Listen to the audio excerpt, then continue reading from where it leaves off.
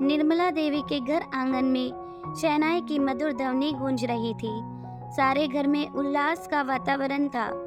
नई नवेली दुल्हन नेहा व दूल्हा अभय ऐसे लग रहे थे जैसे वे एक दूसरे के लिए ही बने हों।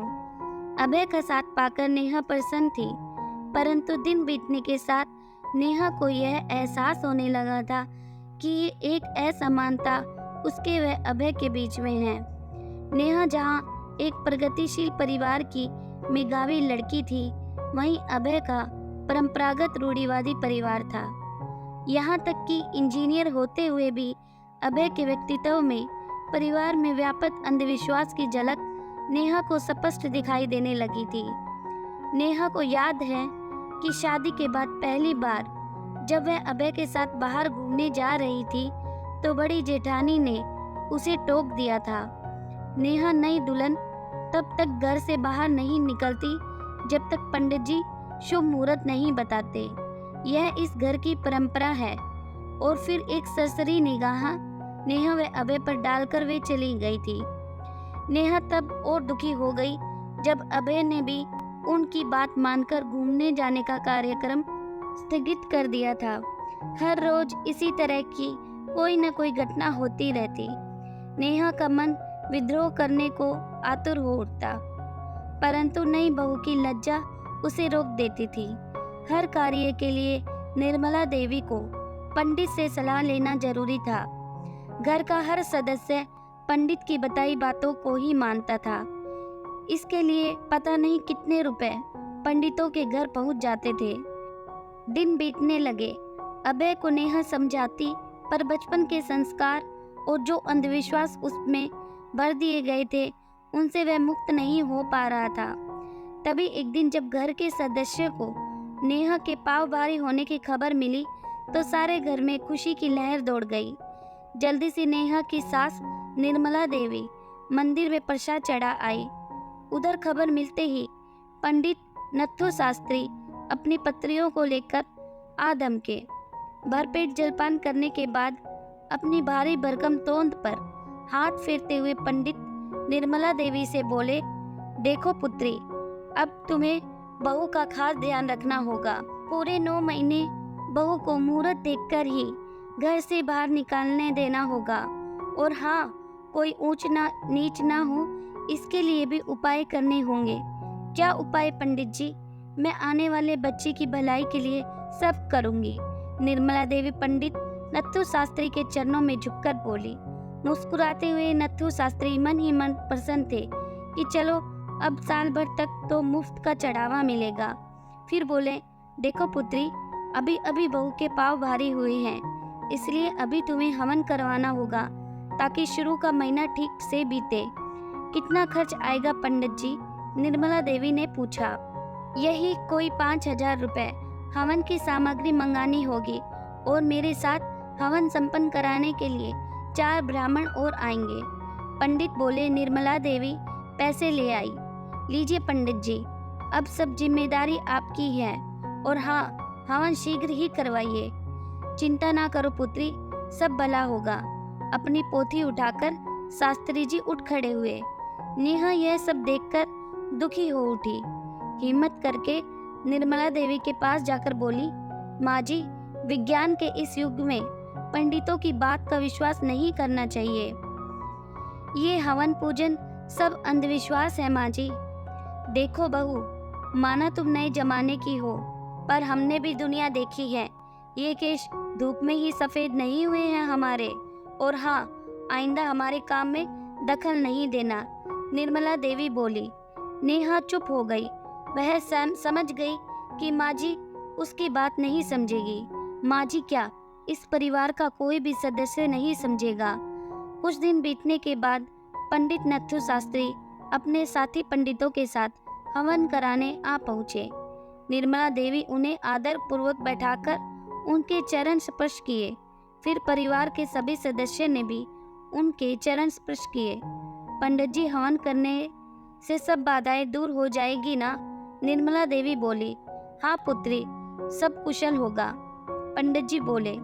नेहा को भी अभय के साथ हवन में बैठना पड़ा। मन ही मन इन डोगी पंडितों को देखकर नेहा दुखी थी, पर परिवार के सभी सदस्यों के मन पर छाए अंधविश्वास ने जो चक्रव्यूह नेहा के इर्द गिर्द रचा था, उसे वह तोड़ भी नहीं पा रही थी। हवन की समाप्ति के बाद पंडित जी और उनके साथियों ने जलपान किया और दक्षिणा लेकर विदा ली। रात में नेहा ने अभय को समझाने की कोशिश की। अभय, देखो, ये अंधविश्वास है। हवन पूजन में इतना समय और पैसा खर्च करना गलत है। आजकल डॉक्टर ही यह बता सकते हैं कि बच्चा स्वस्थ होगा या नहीं।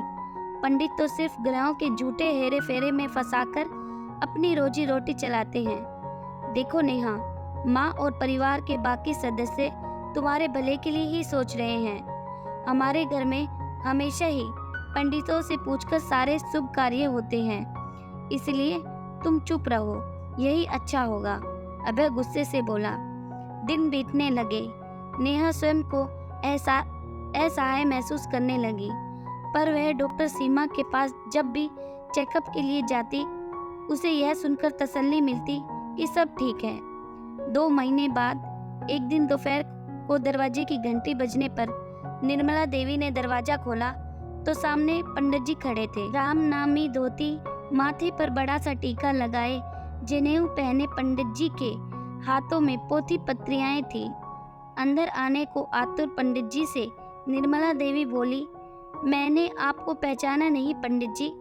पंडित जी इधर उधर नजरें घुमाते हुए बोले, घोर संकट पुत्री, घोर संकट। मैं इस घर के सामने से गुजर रहा था, तभी मुझे महसूस हुआ कि इस घर में एक नया मेहमान आने वाला है और उस पर ग्रहों का भारी संकट है। उनका उपाय जरूरी है पुत्री।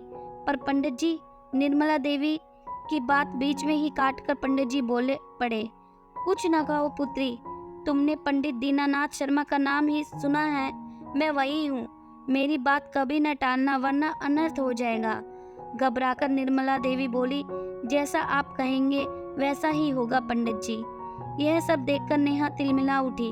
अब फिर वही सब होगा। राह चलता कोई भी घर आकर पूजा पाठ के बहाने पैसे ऐंठ ले, यह कैसी विडंबना है। वह कुछ कहने ही वाली थी कि तुरंत निर्मला देवी ने उसे घूर कर देखा। नेहा, जाओ स्वामी जी के लिए जलपान लेकर आओ। नेहा ही मन दुखी थी। चुपचाप वह अंदर चली गई।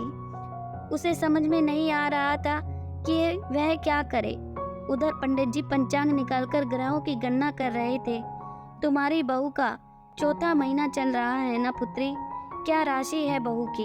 उन्होंने पूछा। जी, वृश्चिक राशि है बहू की, निर्मला देवी ने कहा। बहुत भारी ग्रह है पुत्री। बच्चे व माँ की रक्षा के लिए उपाय आवश्यक है। कुछ दान दक्षिणा दो, उपाय हम स्वयं कर देंगे। मन ही मन मुस्कुराते हुए पंडित जी निर्मला देवी से बोले। जलपान करके पूरे 1100 रुपये दक्षिणा लेकर पंडित जी विदा हुए। तभी अभय भी घर आ गया। पूरी बात जानने के बाद वह बहुत प्रसन्न हुआ। चलो माँ, राह चलते ही सही, उन्होंने इस घर का भला तो सोचा। नेहा जानती थी कि इनको समझाना बेकार है। इसी तरह दिन बीतते जा रहे थे। किसी को भी यह पता नहीं था कि वह राह चलता पंडित जो उनका भला करने की कहकर गया था, पंडित नत्थु शास्त्री का ही भेजा गया था। उसे पहले से नेहा और निर्मला देवी के परिवार के बारे में जानकारी थी। सब खुश थे कि अब उनका कुछ नहीं बिगड़ सकता। एक दिन नेहा रसोई में थी, तभी पंडित नत्थु शास्त्री की आवाज़ सुनी तो समझ गई कि एक बार फिर वही जब सब दोहराया जाएगा। नेहा का 9वां महीना चल रहा था। उसकी सास ने ही पंडित जी को बुलाया था। अपनी सास व पंडित जी की बात सुनकर नेहा सन्न रह गई। इतना अधिक अंधविश्वास, इतनी रूढ़िवादिता कि सास उसकी जन्मपत्री पंडित जी को दिखाकर यह पूछ रही थी कि वह कौन सा शुभ मुहूर्त है जिसमें बच्चे को जन्म होने पर वह तेजस्वी, प्रतिभावान व दीर्घ आयु होगा। पंडित जी पत्री देखकर गणना कर रहे थे। उधर नेहा सत्ते में थी। वह सोच रही थी कि ऐसा क्या, कि यह कैसा अंधविश्वास है, यह कैसा इंसाफ है कि प्रकृति के बनाए नियमों में भी इंसान ने अपना दखल देना शुरू कर दिया है। एक बच्चे का जन्म जो पूर्णतः प्रकृति के हाथ में है, उस पर भी ग्रह नक्षत्रों का ताना बाना बुन दिया गया है और पढ़े लिखे व्यक्ति दिन भ्रमित होने लगे हैं। परंतु यह सब सुनकर उसने निश्चय कर लिया था कि उसे ही इस अंधविश्वास का अंत करना है।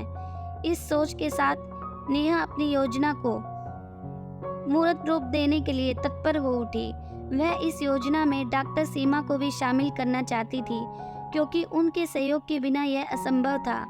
2 दिन बाद ही नेहा डॉक्टर सीमा के यहाँ चेकअप के लिए जाना पड़ा। चेकअप के बाद उसने डॉक्टर सीमा को शुभ मुहूर्त में बच्चे को जन्म करवाने की अपनी सास की इच्छा के विषय में बताया, और साथ ही यह भी कहा कि वह ऐसा नहीं चाहती, इसलिए उन्हें उस योजना में उसका साथ देना होगा। डॉक्टर सीमा नेहा की बात सुनकर बोली, नेहा, आजकल समाज के हर वर्ग में शुभ मुहूर्त देखकर ऑपरेशन द्वारा बच्चे का जन्म करवाना प्रचलन में है। यह काम जो पूर्णतः प्रकृति के वश में था, उस पर भी अब पंडितों ने ग्रह नक्षत्रों का लेबल लगा दिया है। कुछ विशेष परिस्थितियों में तो ऑपरेशन कर बच्चे का जन्म कराया जाता है, परंतु अब पंडितों के साथ साथ कुछ नर्सिंग होम्स में भी डॉक्टर पैसे के लिए लोगों द्वारा बताए गए समय पर ही बच्चों का जन्म कराने लगे हैं। परंतु तुम चिंता ना करो, क्योंकि किसी न किसी को तो पहल करनी ही होगी। मैं तुम्हारे साथ हूँ। डॉक्टर सीमा के केबिन से बाहर निकलकर नेहा ने महसूस किया कि अब वह निश्चित है, वह उसका बच्चा अंधविश्वास की बलि नहीं चढ़ेगा। बड़ी जेठानी पूछती रही कि नेहा, तुम्हें अंदर बहुत देर लग गई, परंतु नेहा ने उनकी बात टाल दी। उधर 9वां महीना पूरा होने के पश्चात नेहा की सास पंडित जी द्वारा बताए मुहूर्त पर नेहा को लेकर नर्सिंग होम पहुंची। डॉक्टर सीमा ने उन्हें नेहा का चेकअप करके बताया, इसे एडमिट करना होगा क्योंकि रक्तचाप बहुत बढ़ा हुआ है। पर डॉक्टर साहब, कल ही तो वह शुभ मुहूर्त है जिसमें बच्चे का जन्म होना चाहिए। मैं आपको मुंह मांगी कीमत देने को तैयार हूँ, ताकि शुभ मुहूर्त पर ही बच्चे का जन्म हो।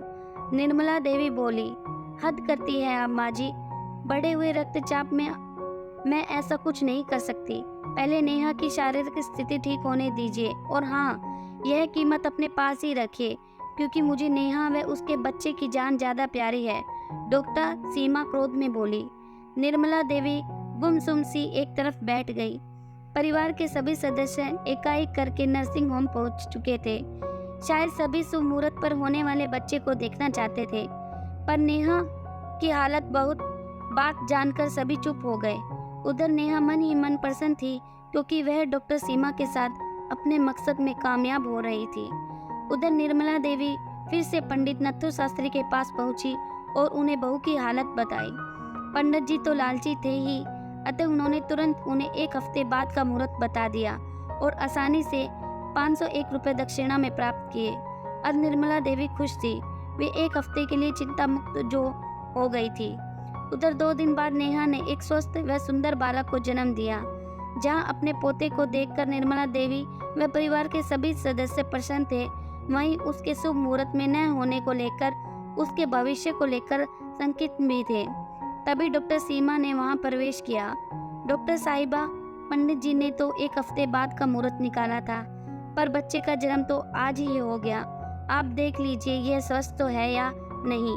मैं अभी पंडित जी को बुलवाती हूँ। घबराए स्वर में निर्मला देवी बोली, माँ जी, कैसी बात कर रही हैं आप? इसका जन्म तो प्राकृतिक के विधान के अनुसार ही हुआ है, इसलिए तो यह पूर्णतः स्वस्थ है। और हाँ, आज मैं आपको एक राज की बात बताना चाहती हूँ। वास्तव में यह मेरी और नेहा की योजना थी। नेहा बिल्कुल स्वस्थ थी, पर हम आपके पंडित द्वारा बताए मुहूर्त पर इसलिए बच्चे का जन्म नहीं कराना चाहते थे, क्योंकि हम आपके दिल व दिमाग पर छाए अंधविश्वास को हटाना चाहते थे। आज नेहा ने एक स्वस्थ व सुंदर बालक को प्रकृति द्वारा निश्चित समय पर जन्म दिया है, और इससे यह बात साबित हो गई कि शुभ अशुभ कुछ नहीं होता। ये सब अंधविश्वास है जो पंडितों द्वारा फैलाए गए हैं। नेहा ने ही इस अंधविश्वास को दूर करने की पहल की है, इसलिए यह बधाई के पात्र है। डॉक्टर सीमा की बात सुनकर सभी सन्न थे, मानो उन्होंने सबकी आंखों से पर्दा हटा दिया हो। सभी आने वाले कल की कल्पना करके मुस्कुरा उठे। दोस्तों, उम्मीद करती हूँ इस कहानी से आपको कुछ न कुछ सीखने को जरूर मिला होगा। कहानी पसंद आई है तो प्लीज़ वीडियो को लाइक, शेयर एंड चैनल को सब्सक्राइब जरूर करें। धन्यवाद।